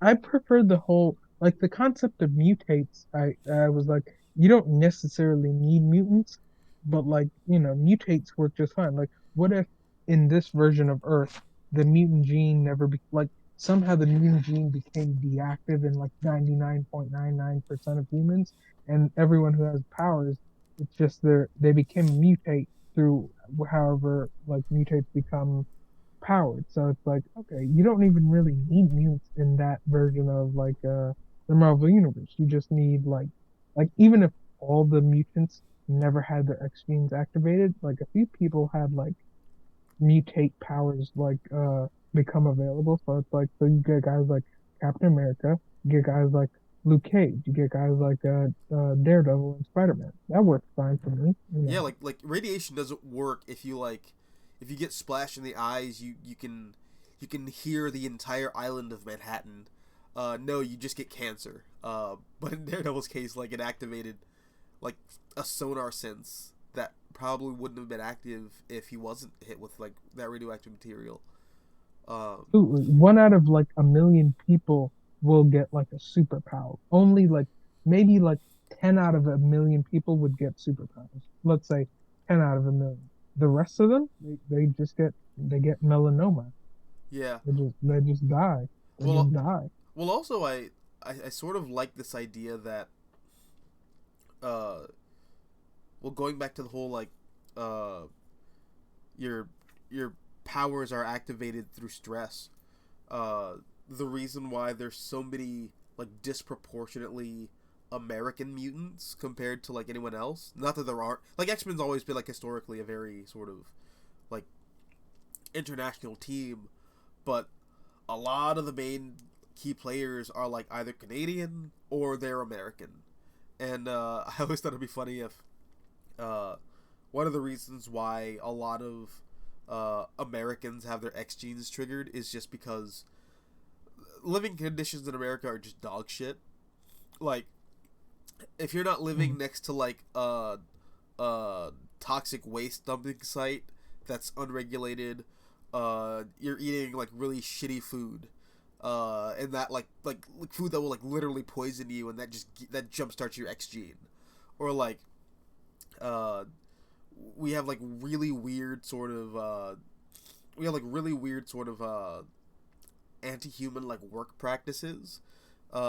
So like you have to work like a 40-hour work week uh, to like maybe kind of probably skirt by if you're living on your own, and that just stresses you the fuck out to the point where your X gene just manifests and you become like a human bomb or something like that. Uh, like I always thought it was kind of funny, like just living in America is just so like it's triggering the X gene, like your body's in like a fight or flight that you just sort of become like a mutant. It like just activates. I can see that. It's also probably why a lot of mutants activate during wars. And it's Yeah. also probably why a lot of them die, like right off bat. There's also the whole thing with the atomic age too. Like mutants are like Yeah, very specifically much seen as like so. the children of the atom, um, Yeah. and like the dropping of the bomb is like the thing that sort of exacerbates this sort of collective mutant emergence from like the 50s through the 60s into the 70s. I think that's really interesting. In a way, no, I mean, in a way, because like these powers and because the 60s specifically, like it's so much like a lot of that science fiction is just born of like like fear of radiation. You can use that to tell those stories. Like like a lot of mutants come from like Russia specifically because of like Chernobyl. A lot of Yeah, mutants were born in Japan because of Nagasaki and Hiroshima. A lot of mutants would have been born in like the American Southwest because of us like doing all those bomb experiments, like Hills Have Eyes essentially, but with mutants. yeah, But it's like, yeah, they're born there because radiation does very much spark the X gene. And like one out of like 10,000 people might get powers. The other ones would probably just get cancer or something, or yeah. nothing might happen. But Like their body like, can't yeah, sustain the X gene. right, exactly. It doesn't work for them. That's why their bodies just sort of like die out. But like that, you do see these huge spreads of like mutants in these very collective areas. Like I don't know, like someone like let loose a bunch of toxic waste in like a small village in like I don't know Kenya. You would see like 10 or 20 after some years, obviously, and people having children. You have some mutants, or like even the like you know how Agent Orange created so many birth defects in like Yeah, children in Vietnam. yeah. So many. The kids who didn't die out were born with they were born I forget what the term is, but they were born wrong or They're whatever. more of And it's like like a major deformities and major yeah, deformity. Yeah. So it's like yeah, the ones who don't die out or like compromised immune are systems and all that. obviously are very much so. They're like they can barely function and they only really live for like a few years. Some of them live into adulthood, but they don't live well, obviously. But it's like, yeah, that's where shit like that is going to occur. Yeah, no one I think has really sort of touched on that. What generation would that be? Is that the millennials? The children of uh, the Vietnam vets. Well, it would be that was the thing. The kid that's the thing. Because Agent Orange is such a terrible thing, it can supposedly once you get in contact with it, like that shit will it it shows up in the DNA of the children of people who were the farmers, like the ones who got exposed during the 70s, their kids would either die out or some of their kids would be able to live to adults, but then their kids, literally the grandchildren of the people who, the farmers who got exposed, they would be born with defects, children or even grandchildren. And it's like, oh God, this shit does not the shit, the second this shit gets in contact with DNA, it lingers in the autoimmune and the DNA systems for like generations. Mutation is triggered by stress. Literally. Yeah. Exactly, quite literally.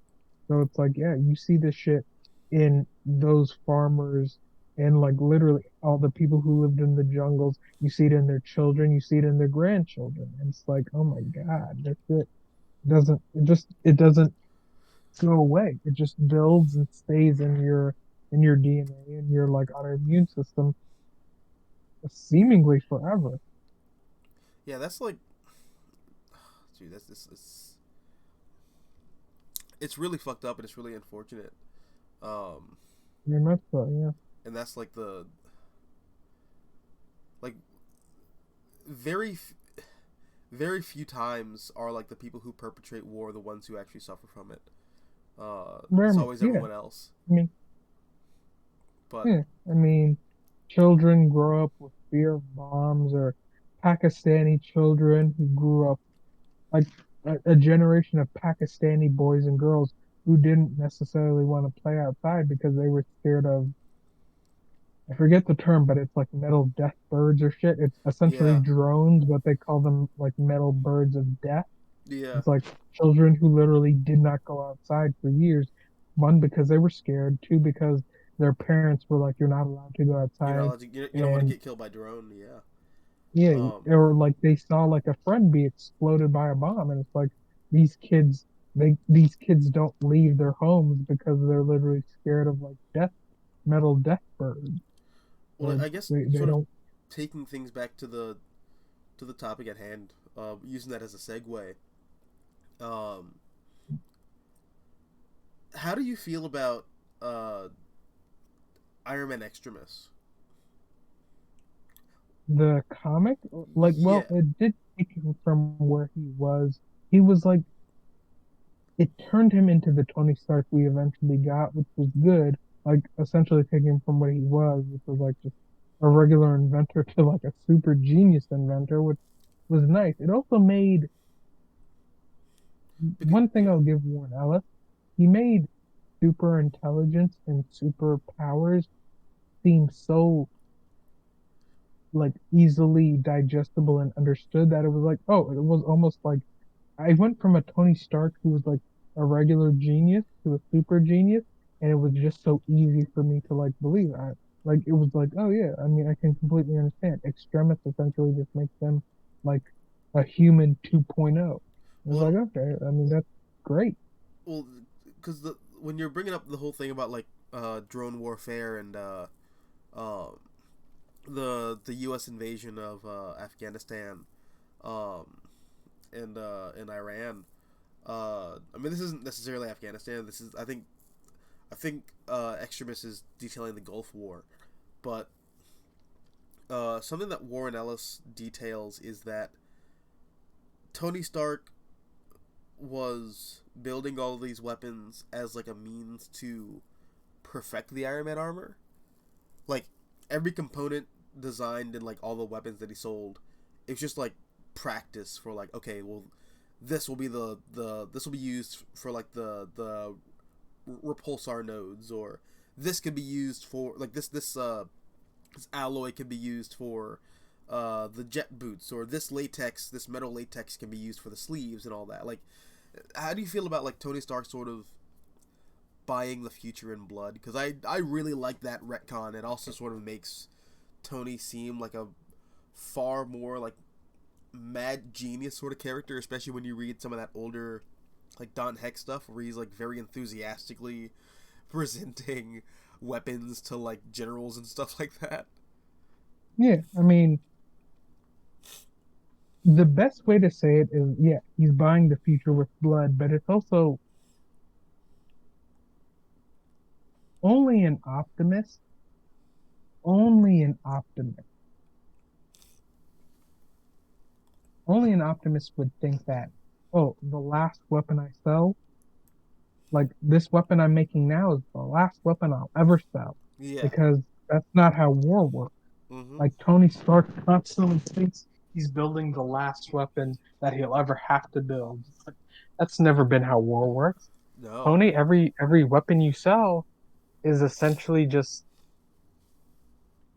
you're competing with yourself to essentially conquer the day so you can own tomorrow. But you're Tony Stark believes that he can essentially solve war with better It's better war. weapons of death.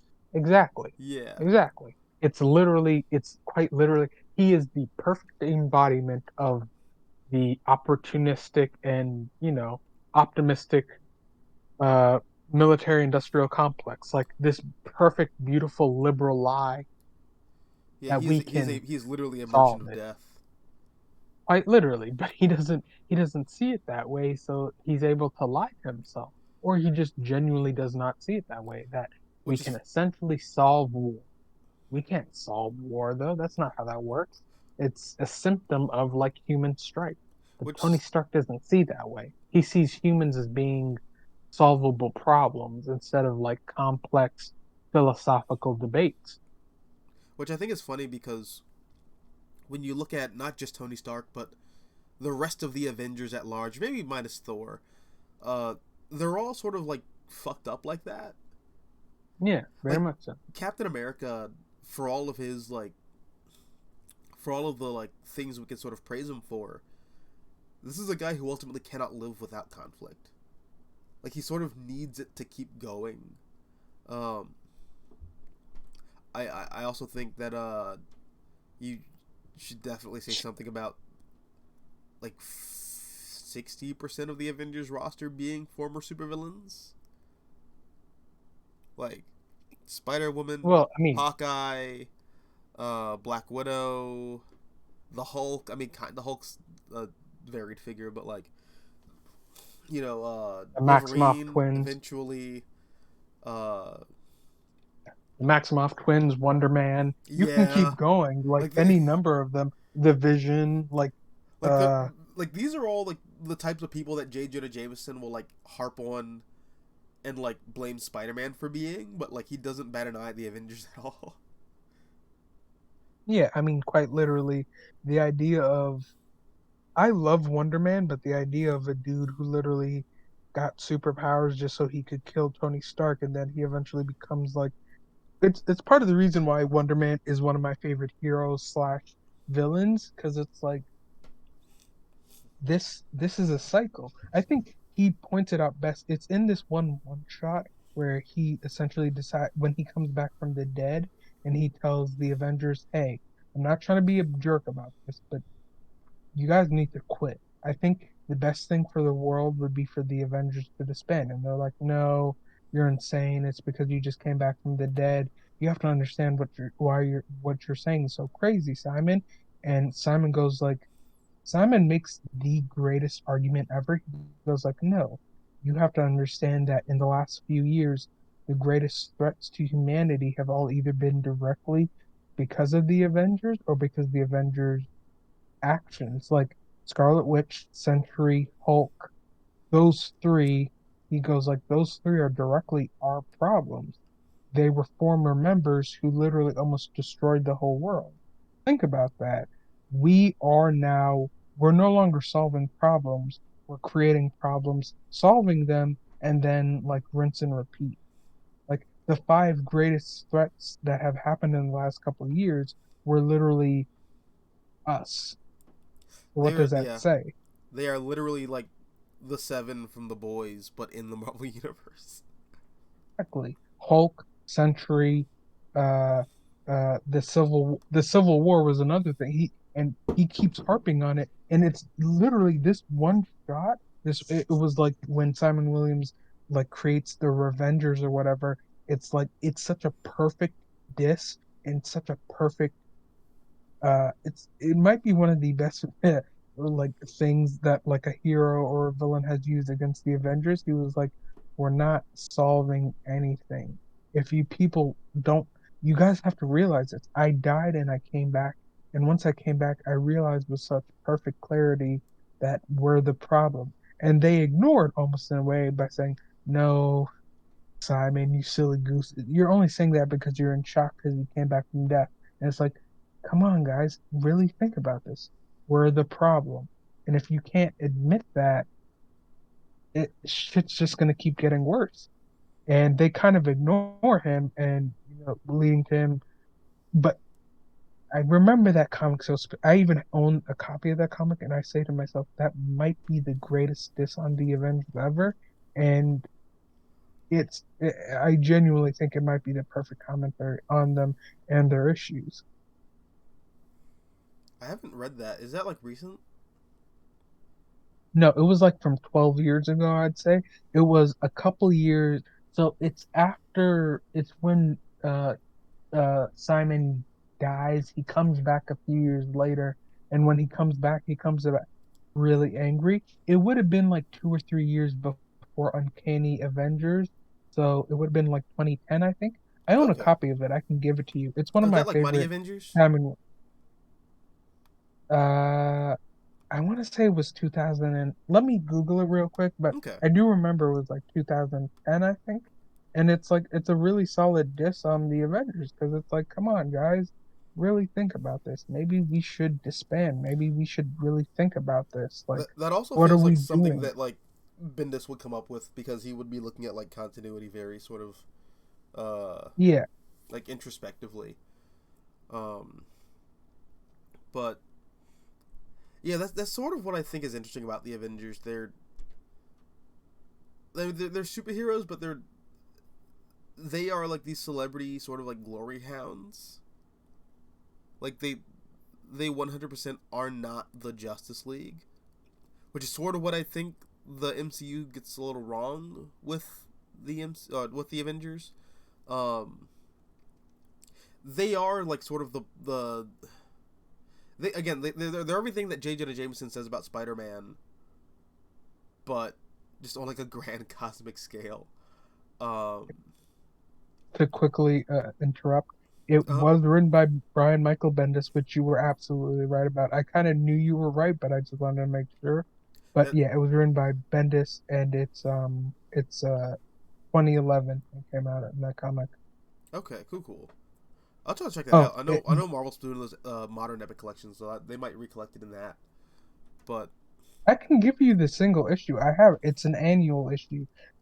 What I love, there's this quote, if you don't mind me reading it out, no, shoot. where he says, "My name is Simon Williams. I used to be known as Wonder Man. I used to be an Avenger back when that really meant something. I know what I'm about to tell you is not a popular idea.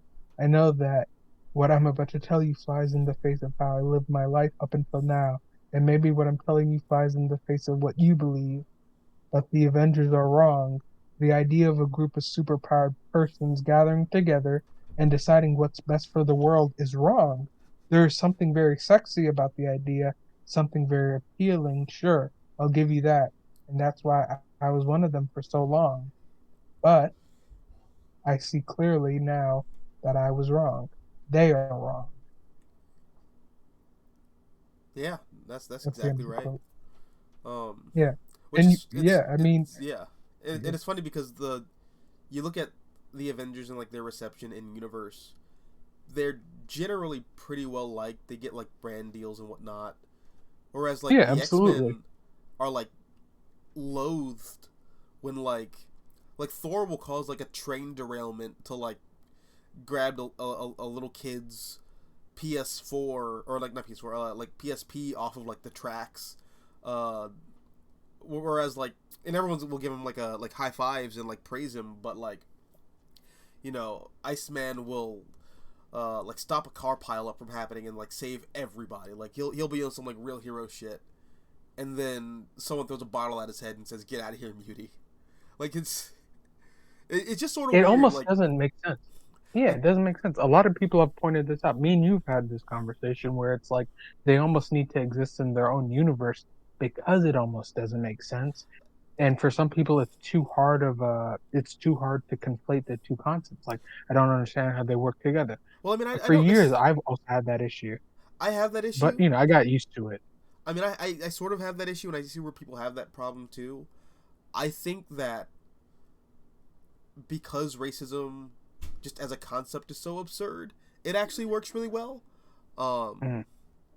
because like, there's always going to be people who are like, I hate Jews and I love white people. And it's like, well, a lot of Ashkenazi Jews they identify as white people, and it's like, well, they're the wrong kind of white people. It's sort of like that. It's like, this is fucking stupid, dude. Like, it doesn't Yeah, actually I make get that. I sense. mean, Uh, it doesn't. That's why you sort of have to go with it in a way. That's why yeah, over the years I've sort of kind of like come around to it. It's like would I prefer them to exist in a different universe? Sure, but like I've come around to it. I was like, yeah, I'm fine with them. Like, it's like I get that racism doesn't necessarily make sense. And you said that one time. I was like, yeah, that actually does that works. And because it doesn't make sense, you sort of have to go with it, and you can almost see why people would like just not. It's the same thing where people like might not they hate a whole religion based off like the terrible actions of like a few people in that religion. And it's like, but that's not how that works. That's yeah, not how that works at all. It's like, exactly. you're upset at a few crazy terrorists, but it's like this is a religion that has like a billion people to it. You think all a billion of those people are bad guys? Well, it's not about like Come on. it's not about logic. It's about how you feel, and that's Yeah, really it's where that about how kind of you comes in. feel. About how you feel. But uh, I guess to also put like a point on it, because we are coming up on 2 hours. I think much like Spider-Man, you sort of need like Spider-Man is like the counterculture to the culture. Um, Hmm. so like you sort of need uh, the Avengers and even the Fantastic Four, who aren't really superheroes, but like people sort of like hail them as like the heroes of the Marvel universe. And we haven't talked about them a lot, but like, uh, but the Fantastic Four, I think, uh, given how they are like the first family of the Marvel universe, they set a very different tone for what superheroism is compared to DC, in that they aren't crusaders, they are explorers. Um, Yeah, they're going off there. I mean, they're going off the like new worlds, the microverse. They're yeah, going off they're under the sea, and celebrities, they're public yeah, figures. I think that's a very interesting that's a very interesting sort of uh not interesting. That's a very important distinction between Marvel and DC. well, Um, I can understand why some people might not like if you look at the Avengers, you can clearly see that all their powers are either like technology based or even basically magic, maybe. But like I can understand why people might like Spider-Man or like the X-Men because it's like, oh, that's like their genetic freaks. So that's kind of another way I look at it. It's like yeah, the Avengers are clearly tech based or like kind of like weird magic, yeah. and like people don't always get it, but they go like, oh, okay, so You're he not can trying to talk to replace me. ants. Yeah, exactly. You're not like a new species of people. You're just a dude who's like good with science.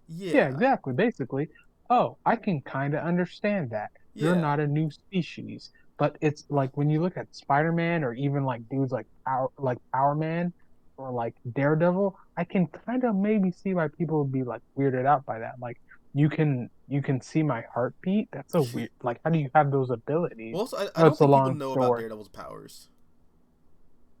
Yeah, no, you're right. But like guys like Power Man and like Spider Man, that's kind of a weird thing. It's like, oh, what are you guys? Like, are you guys like genetic freaks or something? Like, Yeah. what the fuck? Well, And also like that. Luke Cage isn't gonna tell anyone, like, oh no, I got my powers in prison. Well, Well, Luke what Cage was is that? also a different case where like he's very much like a community-based hero. Like Yeah, the hood loves him.